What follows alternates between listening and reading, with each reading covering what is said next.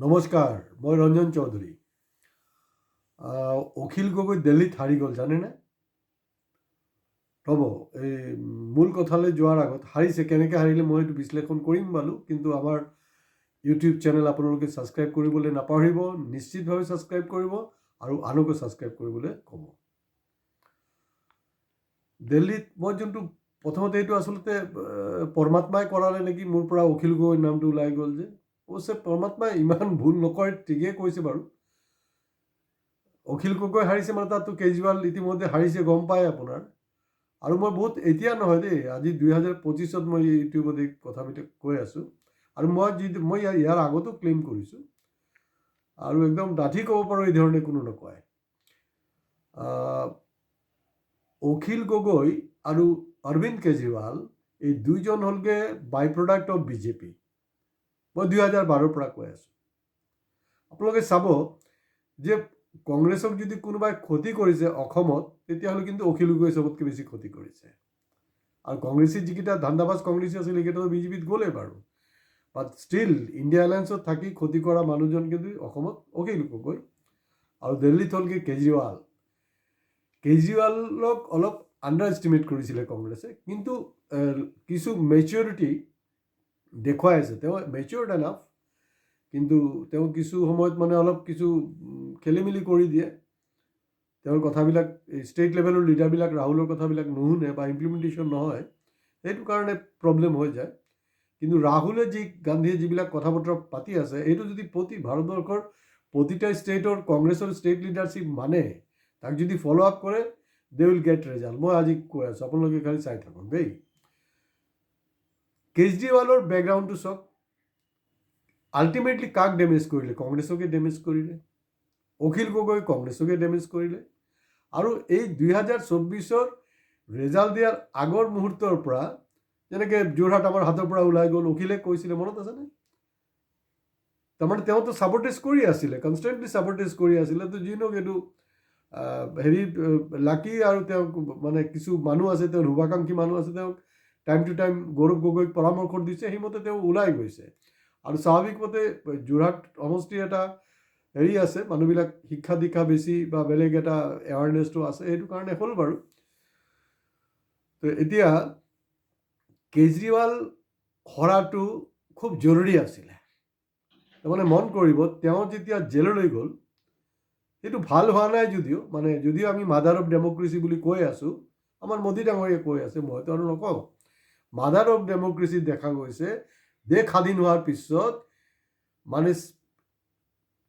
মানে cheating chief minister দুইটা ৰাজ্যত, ঝাৰখণ্ড আৰু দিল্লীত চিটিং চিফ মিনিষ্টাৰক জেলত পুতিলে। আৰু তেওঁলোকক মই ভাল বুলি কোৱা নাই, মানে বিশেষকৈ মই কেজৰিৱালৰ কথা কৈছোঁ। কাৰণ তেওঁ যিবিলাক কমিটমেণ্ট দি আহিছিলে, গোটেই সেইটো ইউটাৰ্ণ বিজেপিৰ নিচিনা কৰিলে। কিন্তু বিজেপিয়ে তাৰ পলিটিক্সটো গম পালে, কাৰণ আৰম্ভণিত তাত বিজেপিৰে প্ৰডাক্ট হয়, কিন্তু এতিয়া তেওঁলোকে অনুভৱ কৰি আছে না, তাক ষ্টপ কৰাটো জৰুৰী হয়। আৰু এতিয়া গুজৰাটত ভোট শ্বেয়াৰ কোনে ল'লে? কেজৰিৱালে ল'লে। তাত কি দৰকাৰ আছিল ইমান উৎপাত কৰিবলৈ? কোনো কামটো একো নাই হোৱা, শ্বেয়াৰ সেইটো ল'লে। আৰু দিল্লীত কংগ্ৰেছত যি কৰক নকৰক, কিন্তু এটা বস্তু মানিব লাগিব যে শীলা দীক্ষিত ডাঙৰীয়া, তাত যোনটো ইনফ্ৰাষ্ট্ৰাকচাৰ মানে ডেভেলপমেণ্ট দিল্লীত, সেইটো কিন্তু যোনটো কৰি গৈছিলে, তাতকৈ কিন্তু কেজৰিৱালৰ পিৰিয়ডত এক ষ্টেপো আগবঢ়া নাই। আৰু তাৰ হাৰাৰ কেইবাটা কাৰণ আছে, সেইটো বাৰু মই নেক্সট এটা এপিছ'ডত মই কৰিম। কিন্তু আপোনালোকে ছুটি ভিডিঅ' চাবলৈ ভাল পায়, সেইকাৰণে মই ছুটি কৰিব খুজিছোঁ বস্তুটো। আৰু এই যে ইলেকশ্যনত জিকিলে, আপোনালোকে চাব যে কেজৰিৱাল যেতিয়া জেলত আছিলে, তেতিয়া আপৰ ষ্টেণ্ডটো এক ধৰণৰ আছিলে। আৰু কংগ্ৰেছৰ ভৰি ধৰিয়ে তাহাঁতি ইণ্ডিয়া এলায়েন্স, মানে বিশেষকৈ কংগ্ৰেছৰ নেতৃত্বত ইণ্ডিয়া এলায়েন্সৰ ভৰি ধৰিয়ে সি কিন্তু জেলৰ পৰা ওলাই আহিল। কিন্তু ওলাই অহাৰ পিছতে কিন্তু আকৌ তাহাঁতি বদমাচি ষ্টাৰ্ট কৰি দিলে। আৰু ৰাহুল গান্ধী ৰাইটলি তেওঁৰ প্ৰতিটা ইলেকশ্যন কেম্পেইনত কৈ আছিলে যে এইটো হ'লগৈ বিজেপিৰ এটা প্ৰডাক্ট, কাৰণ বিজেপিক ভোট দিয়া, তাক ভোট দিয়া একেই কথা। আৰু ইতিমধ্যে হয়, তেওঁ কিছু কাম কৰিছে বাৰু, এইটো মই নেক্সট এপিছ'ডত ক'ম। কিন্তু এইজন কোন হয় কেজৰিৱাল? আমাৰ অসমৰ বুলি কওঁতে বেয়া লাগে, আৰু মানে কাপুৰুকটো ক'ব নোৱাৰি নহয় মানুহবিলাকক, সৰহভাগ মানুহক। চবতো মহাপুৰুষে হয়, কা আন্দোলন কি হ'ল গম পায়। কিন্তু দেৱাংগনা কলিতা অসমৰ ছোৱালী দিল্লীত যেতিয়া UAPAৰ আণ্ডাৰত এৰেষ্ট হ'ল, অসমত সেইটো লৈ কোনো প্ৰতিবাদ হোৱা নাই। ইভেন কেজৰিৱাল ডাঙৰীয়াও কিন্তু কা আন্দোলনৰ সময়ত কিন্তু এটা চাইলেণ্ট ৰোল লৈছে। কেলে? তেওঁৰ স্থিতিটো কি, স্থিতি কি এইটো ক্লিয়াৰ হ'ব লাগিছিলে, নাই কৰা। এতিয়া ফাৰ্মাৰ্ছ মুভমেণ্টটো চাওক, সম্পূৰ্ণভাৱে চাইলেণ্ট এটা মুডত আছে, সি সম্পূৰ্ণ চাইলেণ্ট মুডত আছে, কোনো তাৰ ষ্টেণ্ডে নাই। আৰু এইটো আপোনাৰ হেৰি ইলেকশ্যনত কি বুলি কয়, গুজৰাট ইলেকশ্যনত দেখা গ'ল যে তেওঁ তাত কি অফাৰ কৰিছে। তেওঁ এই হিন্দুত্ববাদীৰ লাইন, তাত কৈছে যে ৰাম মন্দিৰত আমি যদি গুজৰাটত পাৱাৰত আহোঁ, আমি ৰাম মন্দিৰত AC মানে ট্ৰেইনত আমি ইয়াৰ পৰা ৰাম মন্দিৰ যাত্ৰা আমি সফৰ কৰাম মানুহবিলাকক। তো এইটো কি হিন্দুত্ববাদ নহয় নেকি? হয়, আপুনি যিকোনো এটা লওক, আপুনি হয় মানে ধৰ্ম নিৰপেক্ষ এটা হেৰি ল'ব লাগিব, নহ'লে আপুনি হিন্দুত্বৰ লাইনত যাব লাগিব। তো যেনেকৈ BJP এটা ধৰ্মীয় মেৰুকৰণৰ ৰাজনীতি, সেইটো চবেই মোটামুটি মানুহে গম পায়, এইটো তেওঁলোকে কৰি আছে। কিন্তু কেজৰিৱালে এটা বেলেগ স্থিতি লৈছিলে। কিন্তু অলপ যদি চালি জাৰি চাই, তেওঁ কিন্তু BJPৰ বি টিম হিচাপে কাম কৰি আছিলে। আৰু মই আজি সেইটোও গেৰেণ্টি দিছোঁ আপোনালোকে, খুব বেছি দিন নালাগে দেই, এই যোনটো আপোনাৰ পাঞ্জাৱত যে তেওঁলোক দখল কৰিলে ন আম আদমি পাৰ্টিৰ অৱস্থা কিন্তু BJPয়ে বেয়া কৰি দিব। কাৰণ তাত আমি মেয়ৰ ইলেকশ্যনৰ সময়তো আমি দেখিছোঁ কি ধৰণৰ, আৰু সুপ্ৰিম কোৰ্ট তাত হস্তক্ষেপ নকৰা হ'লে নহ'লে হয়। এতিয়াতো সুপ্ৰিম কোৰ্ট গ'ল আৰু এতিয়াতো এইবিলাক কৰি লাভ নাই। আৰু আপোনাৰ যোনটো ইলেকশ্যন কমিশ্যন সম্পৰ্কে দিল্লীৰ মানুহে আমি যোনটো মানে হেৰি কৰিছোঁ, ছাৰ্ভে কৰিছোঁ, তাত কি বুলি কৈছে জানো নাই? কাৰণ তাত সজাগ মানুহ আছে। কি বুলি কৈছে তাত কৈছে, ইলেকশ্যন কমিশ্যন তো মানে নিকম্মা কমিশ্যন হে, নিকম্মা, গম পালে নহয়, একেবাৰে অপদাৰ্থ। তো এইবিলাক ধৰি লওক বেলেগ এপিছডত আমি আলোচনা কৰিব পাৰিম। এই যে 12 লাখ টকাৰ টেক্সৰ কথাটো আছে নহয়, এতিয়াতো সেই টোপটো খালেহে, এতিয়াহে গম পাব 12 লাখ টকাৰ এই যে বাজেটৰ কথা। কাৰণ BJP is a very professional আৰু টাৰ্গেটেড, মানে ভোট টাৰ্গেটেড এটা পলিটিকেল পাৰ্টি। তাৰ লগত কিন্তু আপোনাৰ দিল্লী ইলেকশ্যনৰ সম্পৰ্ক আছে। যেনেকৈ এই যে 5 তাৰিখে তাত ইলেকশ্যন, আৰু সেইদিনাখনেই নীলাজৰ দৰে আপোনাৰ মোদী ডাঙৰীয়া গৈ তাত ডুবকি লগালে, লাইট কেমেৰা একশ্যন। কোন মৰিলে সেইটো লৈ প্ৰস্তাৱ নাই, মই ইয়াৰ আগতে এপিছডতো কৈছোঁ। সেইটো পলাৰাইজ কৰিলে, সেইটো কাৰণে দিল্লীৰ যিবিলাক সজাগ জনতা তেওঁলোকে কৈছে যে ইলেকশ্যন কমিশ্যন মানে নিকম্মা কমিশ্যন, সেইটো কাৰণে কৈ আছে। মানে এই ধৰণৰ এইবিলাক ভায়লেশ্যন মানে পলাৰাইজেশ্যন কৰাৰ কাৰণে কৈছে। মোদী ডাঙৰীয়া ইলেকশ্যনৰ সময়ছোৱাততো বহুত প্ৰতিশ্ৰুতি দিলেই। তো তাত তেখেতে কৈছে দিল্লীত, আপোনালোকে জানি থ'ব, দিল্লীত কিন্তু এটা এই যে বস্তিৰ পলিটিক্সটো আছে নহয়, বস্তিৰ পলিটিক্স, সেই বস্তি পলিটিক্সটো কিন্তু বহুত ইম্পৰ্টেণ্ট হয়। তাত ক'লে যে আমি কোনো বস্তি উচ্ছেদ নকৰোঁ। কাৰণ কেজৰিৱালে প্ৰচাৰটো চলাই আছিলে যে যদি BJP আহে তেতিয়া কিন্তু আদানী আম্বানীক এই লেণ্ডবিলাক দিব, তহঁতক ইয়াৰ পৰা বুলডোজাৰ চলাই খেদিব। আৰু ঠিকেই, সেই বস্তুটো পোৱাৰ লগে লগে, কাৰণ BJPটো আৰু ফাষ্ট হয়, এই আম আদমি পাৰ্টি যদি সৰু ৰিচাৰ্জ হয়, এইটো মেইন ৰিচাৰ্জটো BJP হয় ন। তো তেওঁলোকে মোদী নিজে কৈছে যে আমি হেৰি নকৰোঁ, বস্তি মানে আমি উচ্ছেদ নকৰোঁ। তো কেলে উচ্ছেদ কৰিব নালাগে? বস্তি চাব লাগিব নহয় যে এইটো ইলিগেলি অকুপাইড হয় নেকি লেণ্ড। আপুনি সেইটো চাব লাগিব, তাত কোনো টেৰৰিষ্ট আছে নেকি ঘৰ বান্ধি, কোনোবা বাংলাদেশী আছে নেকি, কেলে নাচাব আপুনি? দিল্লীৰ নিচিনা য'ত ইণ্ডিয়াৰ কেপিটেলত আপুনি কৈ আছে যে বস্তি উচ্ছেদ নহ'ব বুলি, তাৰমানে এই উচ্ছেদটো পলিটিক্সটো কৰিছে। তো অসমত কিন্তু উচ্ছেদ হ'ব দেই, অসমত উচ্ছেদ হ'ব, কাৰণ ভাল এটা পাৰ্চেণ্টেজ যিহেতু মুছলমান আছে। আৰু এই উচ্ছেদৰ যোনটো ট্ৰিপছ, সেই ট্ৰিপছত কিন্তু আপোনাৰ ৰকিবুলৰ সমষ্টিও জিকিলে, আৰু কৰিমগঞ্জ সমষ্টিও পাৰ্লামেণ্টত সেই উচ্ছেদৰ যোনটো ভাবুকি আছে সেইটো দি কৰিলে। আৰু ছাবচিডিৰ যোনটো কথা আছে, ছাবচিডিৰ কথাত কি হয়, মানে ছাবচিডি তেখেত যথেষ্ট দিছে কেজৰিৱাল, তাত কোনো সন্দেহ নাই। কিন্তু ডাঙৰ প্ৰব্লেম হয় এইটো পেৰালালিটো কম্পিটিশ্যন আহি গ'ল মানে মোদী, তেওঁলোকে ছাবচিডি দি আছে।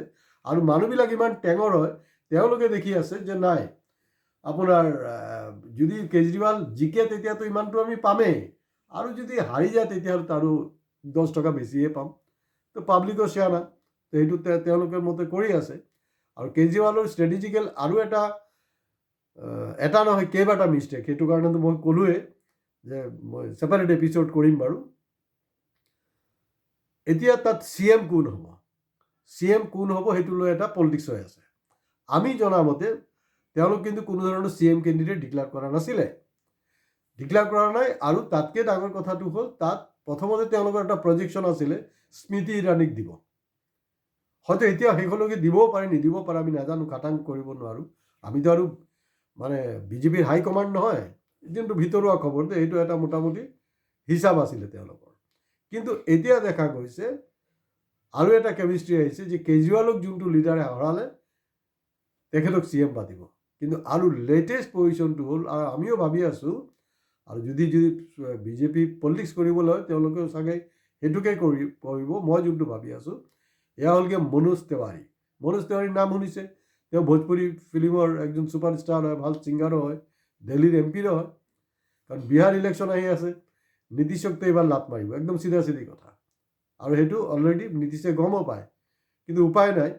তো গতিকে বিহাৰ ইলেকশ্যনত যদি জিকিব পাৰে, সেইটোক এনচিয়ৰ কৰাৰ কাৰণে 100% মনোজ তিৱাৰীক ষ্ট্ৰেটেজিকেলি যদি CM বনায় তেওঁলোকে এডভান্টেজত থাকিব।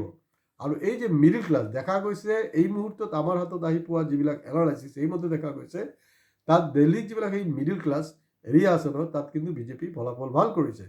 কাৰণ তেওঁলোকে এই 12 লাখ টকাটো টুক দি থৈছে নহয়, এতিয়া আচল মজাটো আহিব। গতিকে এই আৰম্ভণিত যে মই ক'লোঁ অখিল গগৈ হাৰি গ'ল বুলি, হয়তো ভাবিব যে আমি মানুহটো কি পগলা হ'ল নেকি, যে অখিল গগৈ তাত কেনেকৈ হাৰিলে। হয়, কংগ্ৰেছৰ এই যে ভূমিকা একদম কাৰেক্ট ষ্টেণ্ড লৈছে। আৰু অখিল গগৈৰ কি অকাত এইটো গৌৰৱ গগৈ দেখাই দিব লাগে, তাক দেখাই দিব লাগে। আৰু এতিয়া চাব, ইণ্ডিয়া এলায়েন্স যোনটো এটা কমজোৰ হ'বলৈ গৈ আছিলে নহয়, যদি চব ঠিকে থাকে তেতিয়া চাব এতিয়া চব কেজৰিৱাল চব একেটা ঘাটত আহি পানী খাবলৈ ষ্টাৰ্ট কৰিব।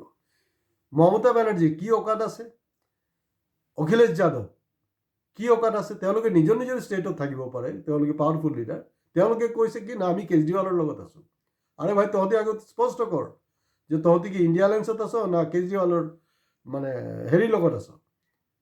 পাৰ্লামেণ্টতো লাষ্ট বাজেট অধিৱেশনত ৰাহুল যেতিয়া কথা পাতি আছিল, তেওঁ কিন্তু কথা পাতি থাকোঁতে বাৰেপতি তেওঁলোকে কংগ্ৰেছৰ কথা কোৱা নাই যে ইণ্ডিয়া এলায়েন্স পাৱাৰত আহিলে কি কৰিব, ইণ্ডিয়া এলায়েন্স পাৱাৰত থাকিলে কি কৰিলে হয়। তেনেকৈ এতিয়াও তেওঁ কিন্তু চবৰ হৈ ইণ্ডিয়া এলায়েন্সৰ কথাই পাতি আছে। আৰু সেইফালে আমাৰ এই মানে সৰু দিদি, এই দাদাটো আপোনাৰ মোদী, এইটো আৰু এটা ৰিচাৰ্জে হয় অখিলেশ, তেওঁলোকে কৈ আছে আমি আপোনাৰ কিডাল হ'ল তাত কি কেজৰিৱাল তেওঁলোকে কি তৃণমূল কংগ্ৰেছ বা অখিলেশৰ সমাজবাদী পাৰ্টি কি 10টাকে চিট দিছিলে নেকি কণ্টেষ্ট কৰিবলৈ? তাহাঁতৰ কোনো এক্সিষ্টেঞ্চে নাই, জাষ্ট পেপাৰত হেডলাইন হোৱাৰ কাৰণে আৰু কংগ্ৰেছক এটা প্ৰেছাৰ বিল্ড আপ কৰাৰ কাৰণে। তো গতিকে অখিল গগৈ হওক কেজৰিৱালেই হওক, কাৰণ এটা বস্তু আপোনালোকে জানি থ'ব, আজিৰ দিনতো কিন্তু কংগ্ৰেছ ভাৰতবৰ্ষৰ চবতকৈ বৃহৎ এটা ৰাজনৈতিক দল। তেওঁলোকৰ হেৰি নাই, আপোনাৰ এই যে মিছ কল মাৰি যে 10 কোটি না কিমান মেম্বাৰশ্বিপ লয়, সেইবিলাক প্ৰভিজন অহা নাই। আহিলে সেইটো ডুবিব। তো তেওঁলোকৰ শাখা প্ৰশাখা ইমান বিস্তৰ, মানে একদম স্প্ৰেড হৈ আছে। গতিকে কংগ্ৰেছ আকৌ এই গোটেই বিজেপিৰ প্ৰত্যাহ্বানটোক কৰিব পাৰিব, নত কৰিব পাৰিব। কিন্তু ইণ্ডিয়া এলায়েন্সৰ যিবিলাক পাৰ্টনাৰবিলাকৰ শিক্ষা এটা হোৱাৰ কাৰণে কেজৰিৱালৰ এইটো হোৱা দৰকাৰ আছিলে। আৰু তাত মনীষ সিসোদিয়া যিবিলাক লিডিং মানে আছিলে, তেওঁলোক গোটেইকেইটা কিন্তু হাৰিলে গোটেইকেইটা। আৰু আপোনাৰ মোদীয়েও তেওঁৰ কমিটমেণ্ট তেওঁ ৰখা নাই, কিন্তু ৰাজত্ব কৰি আছে। কেজৰিৱালো তেওঁৰ যোনটো দুৰ্নীতিৰ বিৰুদ্ধে ঘণ্টা কি তেওঁ কৰিলে, এক্সাম্পল ছেট কৰিব পাৰিলে, একো কৰা নাই। তেওঁ কৈছিলে বাংলোৰ নল'ব, গাড়ী নল'ব, চবেই ল'লে দেখোন। আৰু বিজেপিটো বিচাৰিব তাক হলঠেকত পেলাবলৈ, ডেফিনেটলি চান্স দিছে, ক'ৰবাত না ক'ৰবাততো লেপছ আছেই, তাততো কোনো সন্দেহ নাই। সেইটো কাৰণে আজি এইটো পৰিণতি হ'ল। তো গতিকে মানে যি নকয় জানো যে ভগৱানে যি কৰে ভালৰ কাৰণে কৰে, তো মোৰো এটা এনেকুৱা অনুভৱ হৈছে এইটো ইণ্ডিয়া এলায়েন্সৰ কাৰণে ভাল হ'ল। এতিয়া গোটেইকেইটা একে ঠাইত আহি এটা প্লেটফৰ্মত শক্তিশালী কৰাৰ চেষ্টা কৰিব, নহ'লে বিজেপিক উৎখাত কৰিবলৈ কোনো ক্ষমতা নাই কাৰো। আৰু এইটো কংগ্ৰেছৰ নেতৃত্বে হ'ব লাগিব। আৰু এই এক্সপিৰিয়েঞ্চটো কিন্তু অসমৰ যে কংগ্ৰেছৰ নেতৃত্ব থকা লিডাৰশ্বিপ আছে তেওঁলোকেও বুজি পাব লাগিব। গতিকে অখিল গগৈ এইবিলাক ডুপ্লিকেট মানে বিজেপি যিকেইটা আছে তেওঁলোকক গুৰুত্ব দি লাভ নাই। কংগ্ৰেছ নিজৰ দমত আকৌ পুনৰবাৰ খাৰা হ'ব লাগিব। আজি ইয়াতে শেষ কৰিছোঁ। নমস্কাৰ, ধন্যবাদ।